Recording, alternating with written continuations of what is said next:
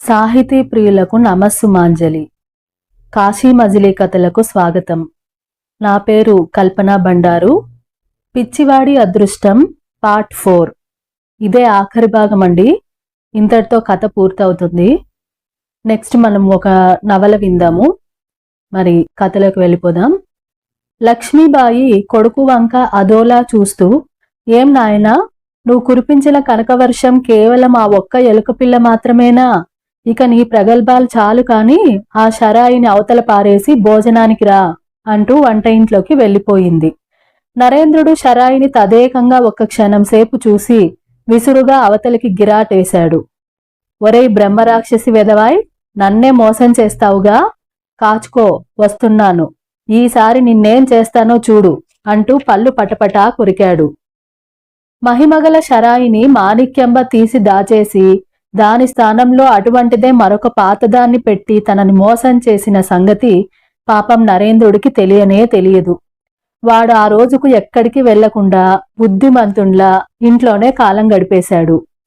తెల్లవారుతూనే నరేంద్రుడు కాలకృత్యాలు తీర్చుకొని లావుపాటి బడితకర్రనొకదాన్ని చేత పుచ్చుకొని ఇంటి నుండి బయలుదేరాడు.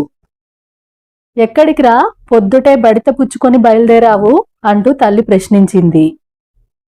బ్రహ్మరాక్షసుడికి బడిత పూజ చేయటానికి వెళ్తున్నాను. మళ్ళీ సాయంత్రంలోగా తిరిగి వచ్చేస్తానులేవే అంటూ వాడు ముందుకు సాగిపోయాడు. చీకటి పడే సమయానికి నరేంద్రుడు పూటకూల పెద్దమ్మ ఇంటికి చేరుకున్నాడు. మాణిక్యంబ వాణ్ణి ఇంట్లోకి ఆహ్వానించింది. కాని పూటకూల ఇల్లు మునుపటి మాదిరిగా వెలవెలబోతూ లేదు. ఇంటి నిండా భోజనానికి వచ్చిన బాటసారులు అనేక మంది ఉన్నారు. వంట ఇంటిలో వంటలు జోరుగా సాగుతున్నాయి. తినేవాళ్లు తింటున్నారు, డబ్బు చెల్లించి వెళ్లేవాళ్లు వెళ్తున్నారు. ఒక్క రోజులో మాణిక్యంబ పూటకూల ఇల్లు అలా ఎందుకు కలకలాడుతున్నదో నరేంద్రుడికి అర్థం కాలేదు. మాణిక్యంబ ఈసారి వాణ్ణి ఎక్కడికి బాబు బయలుదేరావు అంటూ అడగలేకుండా ఉండలేకపోయింది.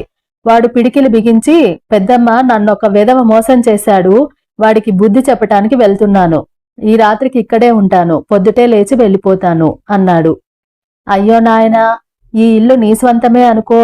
ఒక్క రాత్రి కాకపోతే 100 రాత్రులు ఉండు, నిన్ను కాదనే వారెవరు? అయితే నాదొక విన్నపం.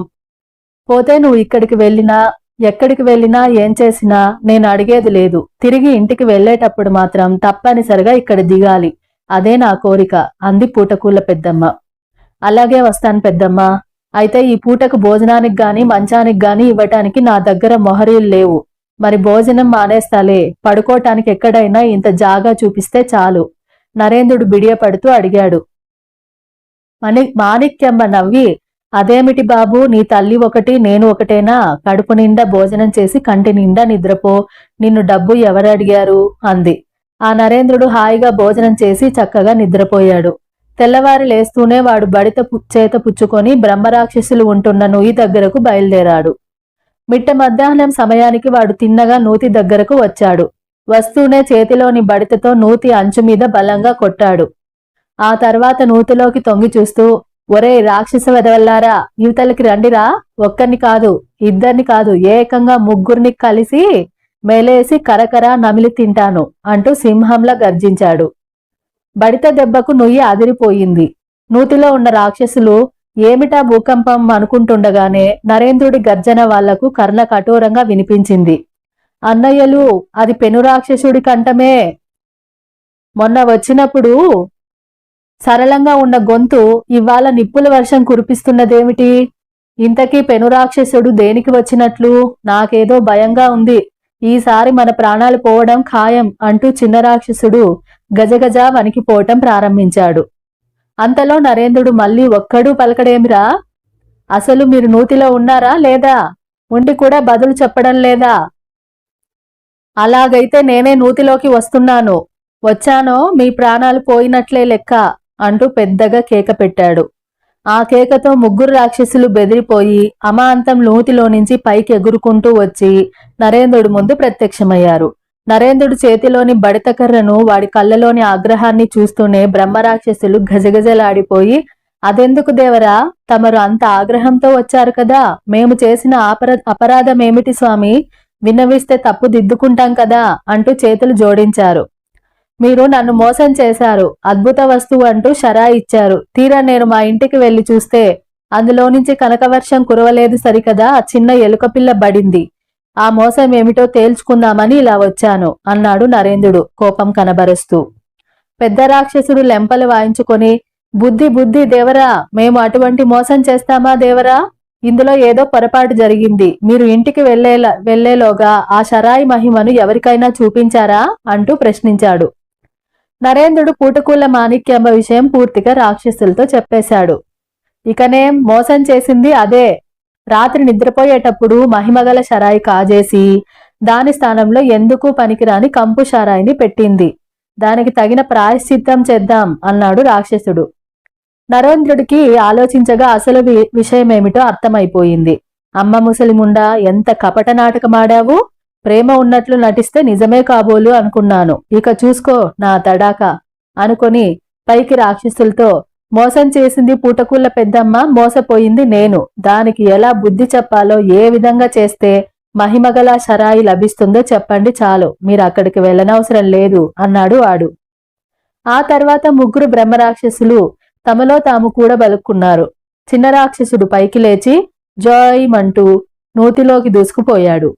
మరికొంతసేపు గడిచిన తర్వాత చిన్న రాక్షసుడు పెద్ద రాగి డేగిస నెత్తిమీద పెట్టుకుని యువతలికి వచ్చి వాళ్ల ముందు నిలిచాడు. ఆ రాగి డేగిస మకిలి పట్టి నల్లగా చూడటానికి అసహ్యంగా ఉంది. దాన్ని చూస్తూనే నరేంద్రుడు ముఖం చిట్లించి, ఏమిటిది? ఈ రాగి డేగిస తీసుకుపోయి అన్నం వండుకోమంటారా అన్నాడు. పెద్ద రాక్షసుడు నవ్వి, కాదు దేవరా, మీరు మహిమగల డేగిస తీసుకువెళ్ళండి. దీని సహాయంతో ఎటువంటి ఘనకార్యమైనా సాధించగలరు. మహిమగల షరాయి మీ చేతికి వస్తుంది అంటూ నరేంద్రుడి చెవిలో ఏదో రహస్యం చెప్పాడు. నరేంద్రుడు ఎంతో సంతోషించి డేగిసా నెత్తిమీద పెట్టుకుని బయలుదేరాడు. తెల్లవారింది. మాణిక్యంబ లేచింది.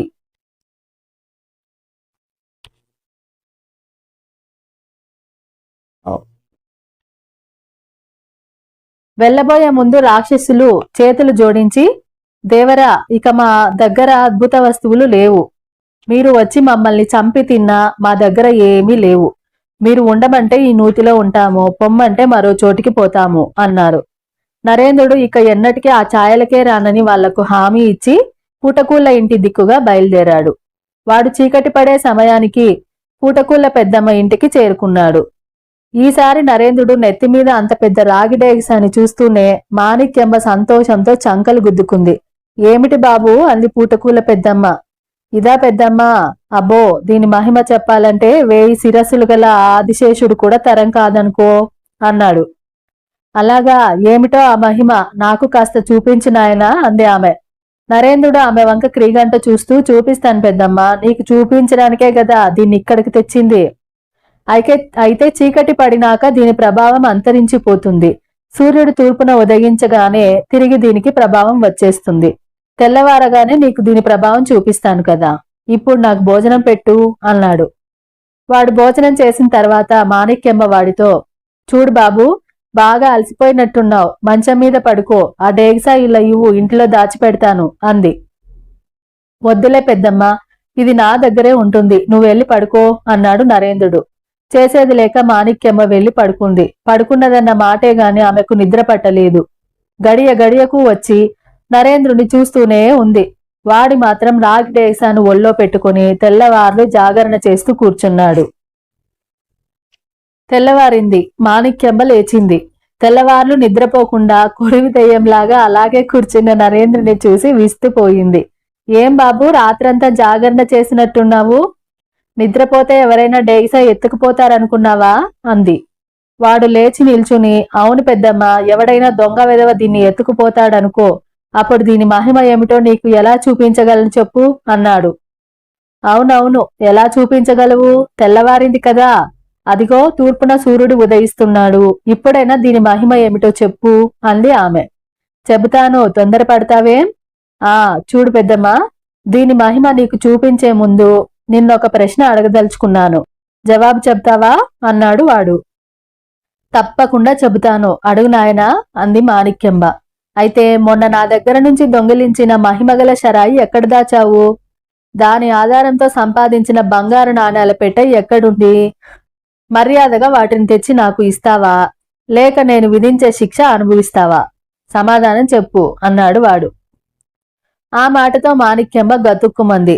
అయినా తన తత్తరపాటును కనిపించనీయకుండా, ఏమిట్రా కుర్రవెదవా, వదురుతున్నావు? షరాయి ఏమిటి, బంగారు నాణేలేమిటి? పిచ్చి పిచ్చిగా వాగావంటే 10 మందిని పిలిచి పక్కలిరగది తన్నించగలను, జాగ్రత్త అంది. అదే ఆ శాస్తి ఎవరికి జరుగుతుందో చూద్దు గాని మర్యాదగా నా షరాయి, నా బంగారు నాణాలు తెచ్చి ఇస్తావా లేదా అన్నాడు హూంకరిస్తూ. ఏకులా వచ్చి మేకులా మాట్లాడుతున్నావే? ఎవర్రా అక్కడ? ఇలా వచ్చి ఈ కుర్రవెదవని మెడ పుచ్చుకు బయటికి గెంటండి, నోరు మెదిపితే పక్కలిరగతన్నండి అంటూ మాణిక్యంబ పని వాళ్లకు ఆజ్ఞలు జారీ చేసింది. 10 మంది పనివాళ్లు పరిగెత్తుకుంటూ అక్కడికి వచ్చేలోగా నరేంద్రుడు రాగి డేగిసాన్ని నేలమీద పెట్టి, పైకి కదలిరండి, శత్రువుల్ని చితకబాదండి అంటూ దాన్ని కాలితో తన్నాడు. ఇంకేముంది, రాగి డేగిసాలో నుంచి దుడ్డు కర్రలు పుచ్చుకున్న సైనికులు యువతలకి రాసాగారు. వాళ్ళు మొత్తం 22 మంది ఉన్నారు. మనిషికి 2 చొప్పున సరిపోతారులే, చూస్తారేం, మీ పని కానివ్వండి అంటూ నరేంద్రుడు డేగిసాలో నుంచి వచ్చిన వాళ్ళతో. ఏముంది, వాళ్ళు దుడ్డు కర్రలు గాలిలో తిప్పుతూ వెళ్లి ఒక్కొక్కరిని పట్టుకొని చితక బాదడం ప్రారంభించారు. 2 సైనికులు మాణిక్యమును పుచ్చుకొని చావబాదారు. కొంతసేపు పూటకూల ఇంటిలో చిన్నపాటి యుద్ధం కొనసాగిన తర్వాత పనివాళ్లు కాస్త దెబ్బలకు తాళలేక నేల మీద పడిపోయారు. దెబ్బలకు సొమ్మసిల్లి గోడకు చేరగిలబడిన మాణిక్యంబ సమీపంగా వెళ్లి, ఏం పెద్దమ్మా, నేను అడిగినవి ఇస్తావా లేక ఇంకా బడిత పూజ చేయించమన్నావా అన్నాడు నరేంద్రుడు నవ్వుతూ. మాణిక్యంబ నెమ్మదిగా కళ్ళు తెరిచి చూసింది. ఆమెకు ఎదురుగా 22 మంది సైనికులు దుడ్డు కర్రలు పుచ్చుకొని చూస్తూ కనిపించారు. ఒరే నాయనా, నన్ను చంపకు, నీ షరాయి, నీ బంగారు నాణాలు తెచ్చి ఇస్తాను అంటూ మాణిక్యంబ ఇంట్లోకి వెళ్ళింది. ఆమె వెనుకగా సైనికులు కూడా వెళ్లారు. ఆమె ఒక్క బంగారు నాణెం కూడా దాచుకోకుండా మొత్తం తెచ్చి నరేంద్రుడి ముందు పెట్టింది. షరాయి కూడా తెచ్చి ఇచ్చింది. చూడు పెద్దమ్మా, ఇకనైనా బుద్ధి కలిగి ఉండు. పరుల సొమ్మ కోసం ఆశించే వాళ్లకు ఇటువంటి శాస్త్రే జరుగుతుందని తెలుసుకో అన్నాడు. ఆ తర్వాత వాడు షరాయిని బంగారు నాణాల పెట్టెలో ఉంచి, చూస్తారేం, రాగి డేగిసాని పెట్టెల్ని తీసుకొని నా వెంట రండి అంటూ ముందుకు సాగిపోయాడు.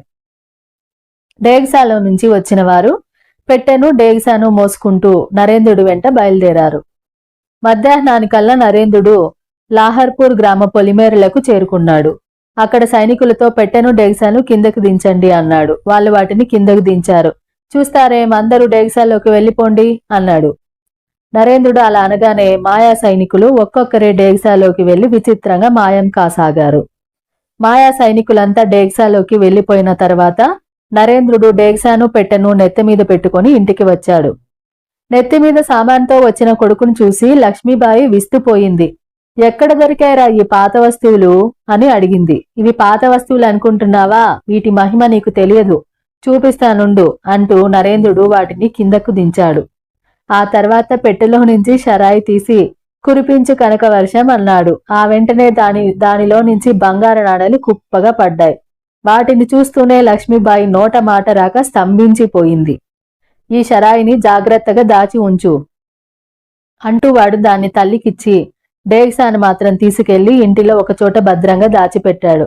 తల్లి ఆనాటి నుంచి కొడుకుని అతి ప్రేమగా చూస్తూ వచ్చింది.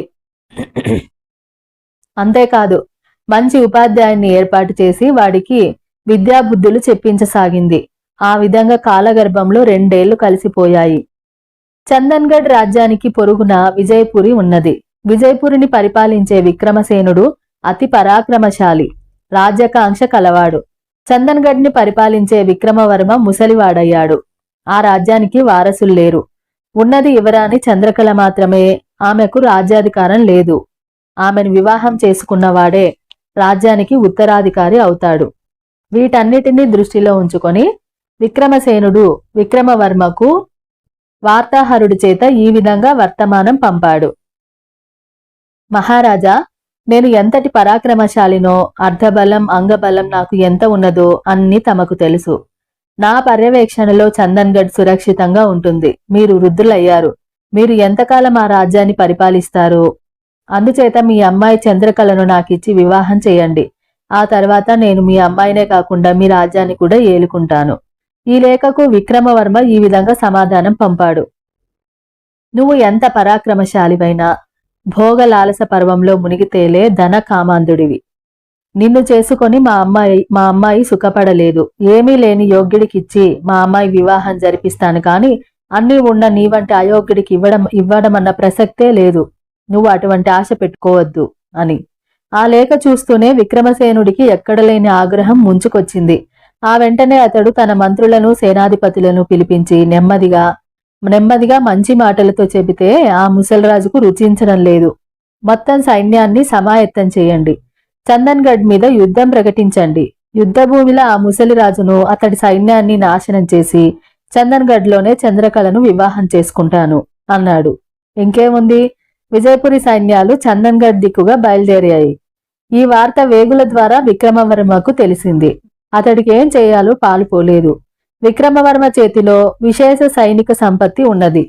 అయితే సైన్యాన్ని యుద్ధభూమిలో నడిపించడానికి తగిన ఓపిక, ఉత్సాహం ఇప్పుడు విక్రమవర్మకు లేవు. అతని సైనికాధిపతులు చాలా కాలంగా యుద్ధాలు లేక నీరసపడిపోయారు.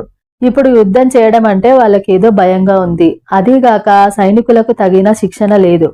అయినా విక్రమవర్మ వెనుకంజ వేయకుండా సేనాధిపతులను, మంత్రులను తన సమక్షానికి పిలిపించి ఏం చేస్తే బాగుంటుందో చెప్పవలసిందంటూ సలహా అడిగాడు. మహారాజా, బహుకాలంగా మన సైనికులు యుద్ధాలకు వెళ్ళక శిక్షణ లేక నీరసపడిపోయి ఉన్నారు. ఈ పరిస్థితుల్లో యుద్ధం చేయడం అంటే కొరివితో తలగొక్కున్నట్టే అవుతుంది. అందుచేత మన కోట తలుపులు ముగించి వేద్దాం. కోటలో సంవత్సరానికి సరిపడా ఆహార ధాన్యాలు ఉన్నాయి. మన కోటను జయించి వాళ్ళు లోన ప్రవేశించడం అసంభవం. ఎంతటి శక్తి సామర్థ్యాలు గల సైన్యమైనా 6 నెలల కంటే ఎక్కువ కాలం ముట్టడి జరపలేదు. ఆ తర్వాత వాళ్ళు ఎలాగూ స్వదేశం తిరిగిపోతారు అన్నారు కొందరు సైన్యాధిపతులు. చేసేది లేక విక్రమవర్మ అందుకు అంగీకరించాడు. ఆ తర్వాత విక్రమవర్మ చందన్గఢ్ కు చుట్టుపక్కల ఉండే గ్రామాల్లో ఈ విధంగా దండోరా వేయించాడు. దేశ ప్రజలారా, విజయపురి సైనికులు మన మీదికి దండెత్తి వస్తున్నారు. మీరంతా మీ విలువైన వస్తువులను తీసుకొచ్చి చందన్గఢ్ కోటలో తలదాచుకోవచ్చును. దండోరా వేసే సమయానికి లక్ష్మీబాయి నరేంద్రుడు ఇంటి దగ్గర లేరు. కొన్నాళ్లుగా ఆమె కొడుక్కి వివాహం చేసే నిమిత్తం తగిన కన్య కోసం వెతుకుతున్నది. చందన్గఢ్కి సమీపంగా ఉండే గ్రామంలో తగిన కన్య ఉన్నదని తెలిసి తల్లి కొడుకులు ఆ గ్రామం వచ్చారు. అదే సమయంలో అక్కడ దండోరా వేయడంతో ప్రజలు ప్రాణాలు అరచేత పెట్టుకుని తమ విలువైన వస్తువులను తీసుకుని చందన్గఢ్ కోటకు రాసాగారు. విజయపురి సేనలు బహుక్రూరమైనవి. వాళ్ళు గ్రామాలను దోచుకుంటూ అడ్డు వచ్చిన వారిని తమ కత్తులకు బలి చేస్తూ పైశాచికంగా ప్రవర్తిస్తారు. మేము చందన్గఢ్ కోటలోకి వెళ్తున్నాము. వస్తే మీరు కూడా రండి. ఇల్లు వాకిలి కోసం విచారించకండి. బతికుంటే మరోసారి వాటిని సంపాదించుకోవచ్చును అన్నారు లక్ష్మీబాయి బంధువులు. ఆమె ఆలోచించుకుంది. తమ గ్రామం విజయపురి సైన్యాలు వచ్చే దారికి సమీపంగా ఉంది. ఈ పాటికి వాళ్ళు లాహర్పూర్ గ్రామాన్ని సర్వనాశనం చేసే ఉండవచ్చు. ఇప్పట్లో తమ గ్రామం వెళ్లడం క్షేమకరం కాదు. అంచేత చందన్గఢ్ కోటలో తలదాచుకోవడమే శ్రేయస్కరం అనుకుంది. అనుకున్నదే తడువు ఆమె కొడుకును తీసుకుని అందరితో పాటు చందన్గఢ్ కోటను చేరుకుంది. చుట్టుపక్కల ఉండే ప్రజలు కోటను చేరుకున్న తర్వాత సైనికులు కోట తలుపులు మూసివేశారు. విజయపురి సైన్యాలు మార్గంలో కనిపించే గ్రామాలను కొల్లగొడుతూ ఎదురు తిరిగిన వారిని తెగ నరుకుతూ చివరకు చందన్గఢ్ కోట సమీపంగా వచ్చారు. అక్కడ తమకు ఎటువంటి ప్రతిఘటన లేకపోవడంతో విజయపురి సైన్యాలు చందన్గఢ్ కోటను నలువైపులా ముట్టడించాయి. లక్ష్మీబాయి నరేంద్రుడు కూడా మిగతా ప్రజలతో పాటే చందన్గఢ్ కోటలో నెల రోజుల పాటు ఉండిపోయారు. ఒకనాడు నరేంద్రుడు తల్లితో, పాపం విక్రమవర్మ గారు సంకట పరిస్థితిలో చిక్కుకుపోయారు.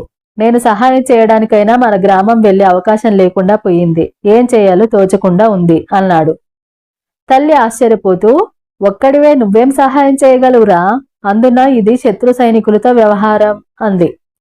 వాడు తల్లికి మహిమగల డేక్సా విషయం చెప్పేశాడు. డేక్సా విషయంలో విన్న తర్వాత ఆమె ఎంతో సంతోషించి, నిజమేరా, ఆ డేక్సా ఈ పరిస్థితుల్లో మన దగ్గర ఉంటే ఎంత బాగుండునో. మహారాజు గారికి సహాయం చేసి మన రాజభక్తిని నిరూపించుకునేవాళ్ళం అంది. నరేంద్రుడు బాగా ఆలోచించి, అమ్మా, నేను కోట వెలుపలికి వెళ్లే అవకాశం ఉంటే చూడు.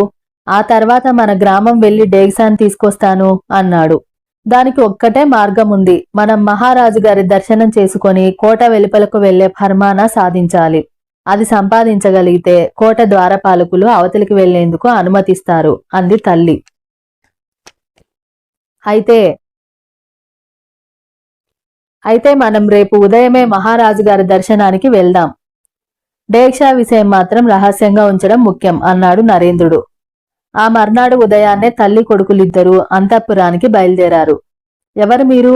మా దర్శనం కోరి వచ్చిన కారణమేమిటి అన్నాడు మహారాజు విక్రమవర్మ.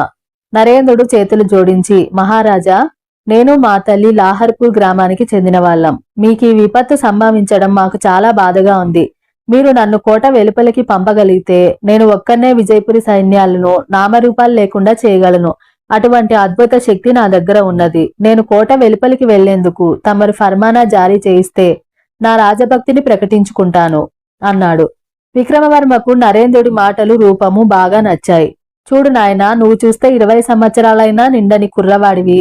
అన్ని వేల మంది ఉన్న విజయపురి సైనికులను నువ్వొక్కడివే జయించగలవా? అదెలా సంభవం అంటూ ప్రశ్నించాడు.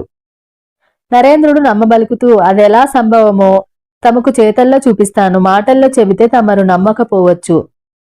తమరు నాకీ అవకాశం ఇస్తే విజయపురి సైనికులను సర్వనాశనం చేసి దేశ ప్రజలకు పట్టిన పీడ తొలగిస్తాను అన్నాడు. ఏ పుట్టలో ఏ పాముందో ఎవరికి తెలుసు? ఫర్మానా జారీ చేయించండి ప్రభు అన్నాడు ప్రధానమంత్రి. విక్రమవర్మ మహారాజు నరేంద్రుడు కోట వెలుపలికి వెళ్లేందుకు ఫర్మానా తయారు చేయించి దానిమీద సంతకం చేసి నరేంద్రుడికి ఇచ్చాడు. అంతేకాదు, రౌతు మనసెరిగి నడుచుకునే యుద్ధాశ్వాన్ని కూడా ఇచ్చి పంపాడు. ఆ రాత్రి నరేంద్రుడు గుర్రాన్నెక్కి ప్రధాన కోట ద్వారం చెంతకు చేరుకున్నాడు. అక్కడ మహారాజు గారి ఫర్మానా కోట రక్షణాధికారికి చూపించాడు. ఎవరు నువ్వు? ఇంత రాత్రివేళ బయటికి వెళ్లే అవసరం ఏ వచ్చింది? కోట వెలుపల శత్రు సైనికులు తిరుగుతున్నారు. నువ్వు వాళ్ళ కంటబడ్డావో ముక్కలు ముక్కలుగా నరికి పారేస్తారు తెలుసా అన్నాడు కోట రక్షణాధికారి. అవన్నీ నాకు తెలుసు. నేను వెళ్లేది రాజకార్యం నిమిత్తమే కాని స్వప్రయోజనం కోసం కాదు. మీరు నా గుర్రం వెళ్ళగలిగేటంత మార్గం తెరిస్తే చాలు. ఆ తర్వాత నా తిప్పలేవో నేను పడతాను అన్నాడు నరేంద్రుడు. కోట రక్షణాధికారి సమయం కనిపెట్టి చప్పుడు కాకుండా కోట తలుపును కొద్దిగా తెరిపించాడు. నరేంద్రుడు ఆ సన్నటి మార్గం గుండా గుర్రాన్ని అవతలికి దౌడు తీయించాడు. ఆ తర్వాత విజయపురి సైన్యాల కన్నుగప్పి లాహర్పూర్ దిక్కుగా సాగిపోయాడు. ఆ రాత్రి యావత్తూ ప్రయాణం చేసి తెల్లవారే సమయానికి నరేంద్రుడు వాళ్ళ ఊరు చేరుకున్నాడు. అయితే లాహర్పూర్ యావత్తు నిర్మానుష్యమై నానా బీభత్సంగా ఉంది. ఎటు చూసినా కుక్కలు నక్కలు రాజ్యం చేస్తూ కనిపించసాగాయి.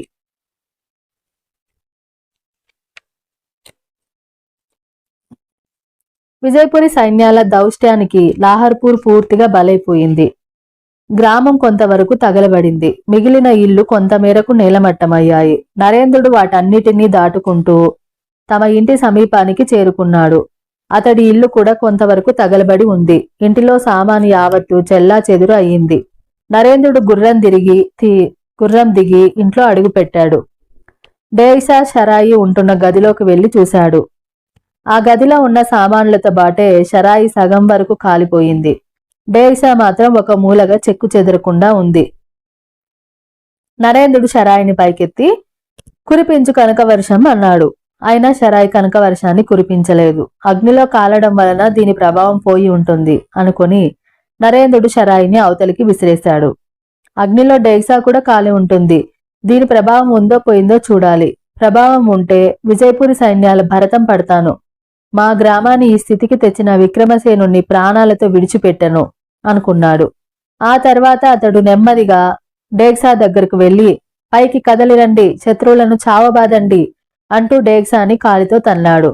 కొంతసేపటి వరకు డేక్షాలో నుంచి ఎవ్వరూ యువతలికి రాలేదు. అది చూస్తూనే నరేంద్రుడు నీళ్లు గారిపోయాడు. మాయాశక్తి సమన్వితమైన ఓ రాగి డేక్షా, మంటలతో కాలి నీ శక్తి కూడా పోగొట్టుకున్నావా? ఇప్పుడు చందన్గఢ్ని ఏ విధంగా రక్షించగలను? విజయపురి సైన్యాలను ఎలా నాశనం చేయగలను అంటూ అతడు దాని ముందు కూలబడిపోయాడు. అదే సమయంలో డేక్షాలో నుంచి, ప్రభు, డేక్షా యొక్క మాయాశక్తి పోలేదు, అది యథాతథంగానే ఉంది అన్న మాటలు వినిపించాయి. ఆ మాటలు వింటూనే నరేంద్రుడు సంబరమాశ్చర్యాలతో ఉబ్బి తబ్బిబ్బయ్యాడు. అయితే నా మాటలు మీకు వినిపించలేదా? నేను పైకి కదిలి రండి అనగానే యువతలికి రాలేదేం అన్నాడు. శత్రువుల్ని చితకబాదండి అన్నారు. కానీ ఇక్కడెవరూ శత్రువులు లేకపోవడం వల్ల మేము యువతలకు రాలేకపోయాం. క్షమించండి ప్రభు, మమ్మల్ని శత్రువులున్న చోటికి తీసుకువెళ్ళండి. అప్పుడు మా ప్రతాపమేమిటో చూడండి అన్న మాటలు డేగిసాలో నుంచి వినిపించాయి. ఆ మాటలతో నరేంద్రుడు తృప్తిపడి డేగిసాని యువతలకి తెచ్చి జాగ్రత్తగా గుర్రం మీద పెట్టి దాన్ని అధిరోహించాడు. ఆ తర్వాత గుర్రాన్ని చందన్గఢ్ దిక్కుగా దౌడు తీయించి బయలుదేరాడు. అర్ధరాత్రి కావస్తున్నదనగా నరేంద్రుడు విజయపురి చేరి ఆ కోట లోపలికి చేరుకున్నాడు. అక్కడ గస్తీ కాసే సైనికులు నరేంద్రుని చూస్తూనే పట్టుకుని గుర్రాన్ని బంధించారు.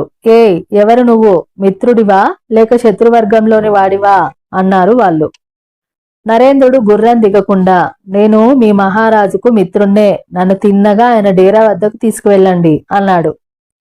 సైనికులు నరేంద్రుని దగ్గర ఆయుధాలేవీ లేవని నిర్ధారణ చేసుకున్న తర్వాత అతన్ని తిన్నగా మహారాజు గూడారం చెంతకు తీసుకువెళ్లారు. ఒక సైనికుడు లోనికి వెళ్లి, మహాప్రభు, ఎవరో వ్యక్తి గుర్రం మీద మన గూడారాల చెంతన తిరుగుతుంటే పట్టుకుని తీసుకొచ్చాము. అతడు తమకు మిత్రున్నని చెబుతున్నాడు. మీ దర్శనం కావాలని అడుగుతున్నాడు. లోనికి పెట్టమని సెలవా అన్నాడు. విక్రమసేనుడు నరేంద్రుణ్ణి లోనికి పంపమంటూ చెప్పాడు. వాడు డేగిసాతో సహా గుడారంలోకి అడుగుపెట్టాడు. నరేంద్రుణ్ణి, అతని చేతిలోని డేగిసాని చూస్తూనే విక్రమసేనుడు ఎంతో ఆశ్చర్యపోయాడు. ఎవరు నువ్వు? ఆ డేగిసా ఏమిటి అంటూ ప్రశ్నించాడు. వాడు వినయంగా చేతులు కట్టుకుని, ప్రభు, నేను చందన్గఢ్ మహారాజైన విక్రమవర్మ గారు పంపగా వచ్చాను. మా మహారాజు గారు మీకు రాగి డేగిసాని బహుమతిగా ఇవ్వమని చెప్పారు అన్నాడు. అది వింటూనే విక్రమసేనుడు విరగబడి నవ్వాడు. అక్కడున్న సైనికాధికారులు విక్రమసేనుడి నవ్వుతో వంతు పలికారు. ఏమయ్యా, మీ మహారాజుకు ఈ రాగి డేగిసా తప్ప బహుమతిగా ఇవ్వడానికి ధనకనక వస్తు వాహనాలు ఏమీ లేవా? ఏమీ లేనివాడు రాజ్యపాలన సాగించడం దేనికి? రాజ్యాన్ని మాకు అప్పగిస్తే కనీసం రక్తపాతాలు లేకుండా బతికి బయటపడతారు కదా అన్నాడు విక్రమసేనుడు ఎగతాళిగా. నరేంద్రుడు నవ్వి, ప్రభువులు ఈ డేగిసాని ఎందుకు పనికిరాని వస్తువుగానే చూస్తున్నారు. దీని మహిమ కల్లారా చూస్తే తమరు అలా మాట్లాడరు. తమ అనుమతి అయితే దీని మహిమ చూపిస్తాను అన్నాడు.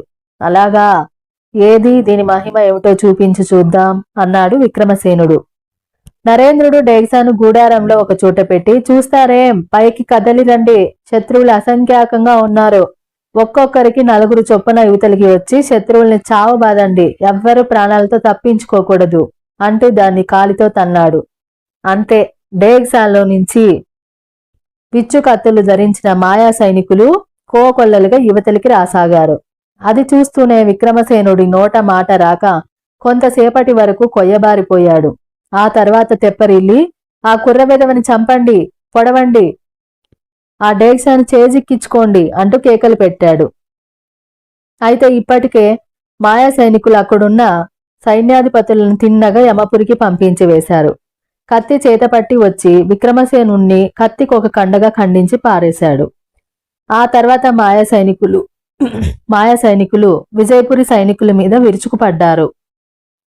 ఆ చీకటి రాత్రిలో ఏం జరుగుతున్నది ఎవ్వరికీ అంతు చిక్కలేదు. తూర్పు తెలవారుతున్నదనగా మాయా సైనికులు తమ కార్యం పూర్తిగా నెరవేర్చి విజయం సాధించారు. శత్రువులు ఒక్కడు కూడా మిగల్లేదని నిర్ధారణ చేసుకున్న తర్వాత నరేంద్రుడు మాయా సైనికులతో, ఇక చాలు, డేగిసాలోకి వచ్చేయండి అన్నాడు. ఆ మాటలతో ఎక్కడెక్కడ ఉన్న మాయా సైనికులు గాల్లో ఎగురుతూ వచ్చి డేగిసాలోకి వెళ్లిపోవడం ప్రారంభించారు. అందరూ డేగిసాలోకి వెళ్లి మాయమైన తరువాత నరేంద్రుడు డేగిసాని గుర్రం మీద పెట్టుకుని తిన్నగా చందన్గఢ్ కోట సింహద్వారం చెంతకు చేరుకున్నాడు. అక్కడకు వచ్చి తలుపు తట్టాడు. అప్పటికి పూర్తిగా తెల్లవారిపోయింది. ఎవరు నువ్వు అన్నాడు కోట రక్షణాధికారి. నరేంద్రుడు మహారాజు ఇచ్చిన ఫర్మానా చూపించాడు. ఆ తర్వాత కొద్దిగా కోట తలుపులు తెరుచుకున్నాయి. నరేంద్రుడు డేగిసాతో పాటు కోట లోపలికి వచ్చాడు. ఆ వెంటనే ద్వారపాలకులు కోట తలుపులు మూసేయబోయారు. నరేంద్రుడు నవ్వి, ఇక మీరు కోట తలుపులు మునుపటి మాదిరిగా యథేచ్ఛగా తెరిచి ఉంచవచ్చు. మనకిక శత్రు భయం లేదు. నేను రాత్రికి రాత్రే విజయపురి సైన్యాలను నామరూపాలు లేకుండా నాశనం చేసి వస్తున్నాను. కావలిస్తే అలా బయటకు వెళ్లి చూసిరండి అన్నాడు. కోట రక్షణాధికారికి నరేంద్రుడి మాటలతో నమ్మకం కుదరక కోట బురుజు ఎక్కి విజయపురి సైన్యాలు విడిది చేసిన గూడారాల వైపు దృష్టి సారించి చూశాడు. ఏముంది, ఎక్కడ చూసినా పీనుగు పెంటల పోగులు కుప్పలు తిప్పలుగా పడి ఉన్నాయి. బతికి బట్టగట్టి తిరుగాడుతున్న ప్రాణి ఒక్కడు కూడా కోట రక్షణాధికారికి కనిపించలేదు. ఆ వెంటనే అతడు కోట తలుపులు పూర్తిగా తెరిపించాడు. ఈ వార్త దావానంలా కోట యావత్తు వ్యాపించింది. ప్రజలు తండోపతండాలుగా వచ్చి ఈ అద్భుతమైన వింత దృశ్యం నోళ్లు వెళ్లబెట్టి చూడసాగారు. నరేంద్రుడు తనలో నవ్వుకుంటూ అంతఃపురం దిక్కుగా బయలుదేరాడు. విక్రమవర్మ మహారాజు చందన్గఢ్ కోటలో పెద్ద సభ ఏర్పాటు చేశాడు. ఆ సభకు పురప్రముఖులు, మంత్రి, సామంతులు, సైన్యాధిపతులు విచ్చేశారు. విక్రమవర్మ పక్కగా నరేంద్రుడికి ఆసనం వేయబడింది. నరేంద్రుడు ఆసనంలో టీవీగా కూర్చున్నాడు. విక్రమవర్మ మహారాజు లేచి, సభాసదులారా, ఈనాడు మనకు సుదినం. నరేంద్రుడు తన అద్భుత శక్తితో విజయపురి సేనల్నే కాకుండా దుష్టుడైన విక్రమసేనుణ్ణి కూడా వధించి అతడి పీడ ప్రజలకు లేకుండా చేశాడు. నరేంద్రుడు చేసిన సహాయానికి మనం అతడికేమిచ్చినా రుణం తీరదు. అయినా మనం ఏదో ఒకటి చేసి కృతజ్ఞత చూపించుకోవడం ధర్మం. నేను మా అమ్మాయి చంద్రకళను నరేంద్రుడికిచ్చి వివాహం చేయదలుచుకున్నాను.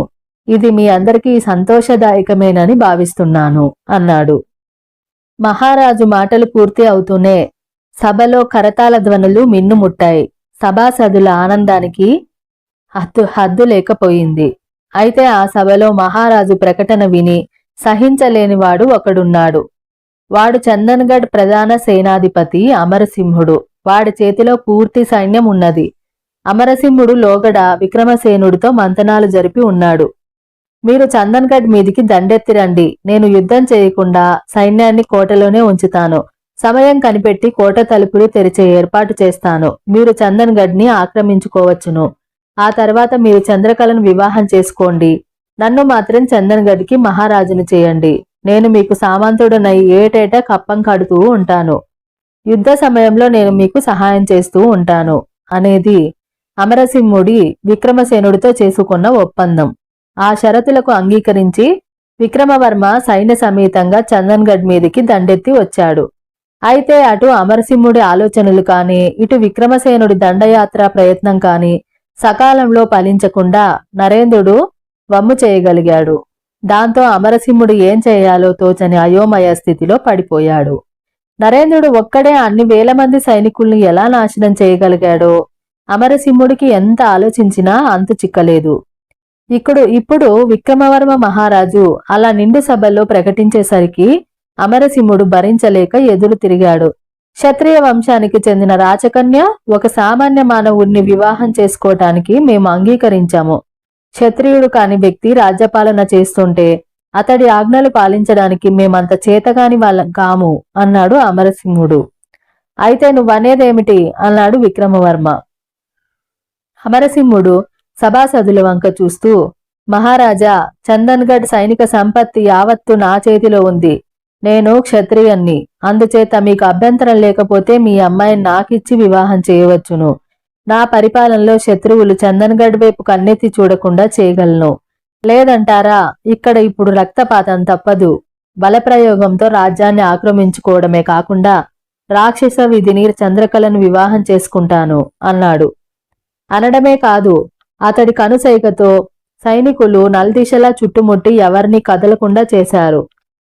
ఇటువంటి ఉపద్రవం ఏదో ఒకటి జరుగుతుందనే అనుమానంతో నరేంద్రుడు సభలోకి వస్తూ నౌకర్ల చేత డేగ్సాన్ తెప్పించి తన చింతనే పెట్టుకున్నాడు.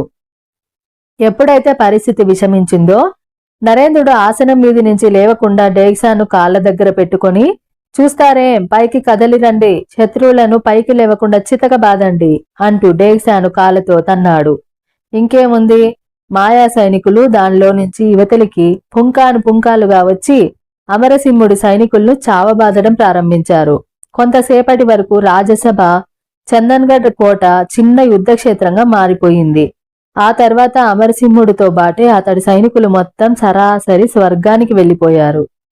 తర్వాత నరేంద్రుడు మాయా సైనికులను ఉద్దేశించి, ఓ మాయాజాల సమన్విత మహాయోధులారా, ఇప్పుడు చందన్గఢ్ కోటకు తగిన సైనికులు లేరు. మీ అందరినీ నా సైనికులుగా నియమించుకుంటున్నాను. మీ అభిప్రాయం ఏమిటి? నా ప్రార్థన మన్నించి ఇక్కడే ఉండిపోతారా, లేక తిరిగి డేగ్సాలోకి వెళ్లిపోతారా అని అడిగాడు. ఆ మాయా సైనికులంతా ఏకకంఠంతో, మాకు స్వేచ్ఛను ప్రసాదిస్తామంటే కాదంటామా, మేమిక్కడే ఉండిపోతాం.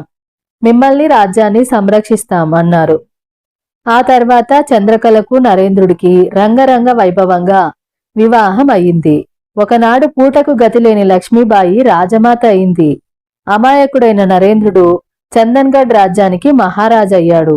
నరేంద్రుడు ప్రజల్ని కన్నబిడ్డల వలె పాలిస్తూ మంచి పేరు ప్రఖ్యాతలు తెచ్చుకున్నాడు. ఇక్కడితో కథ అయిపోయిందండి. రేపటి భాగంలో మనము నవల ప్రారంభిద్దాము. ఈ కథ మీకు నచ్చిందా లేదా, ఎలా ఉంది అనేది కామెంట్ బాక్స్లో తప్పకుండా రాయండి. మరి మీకు ఈ కథ నచ్చితే లైక్ చేసి మీ బంధుమిత్రులకి షేర్ చేసి సబ్స్క్రైబ్ అయితే తప్పకుండా చేసుకోండి. మరి అప్పటి వరకు సెలవు తీసుకుంటూ మీ కల్పన బండారు.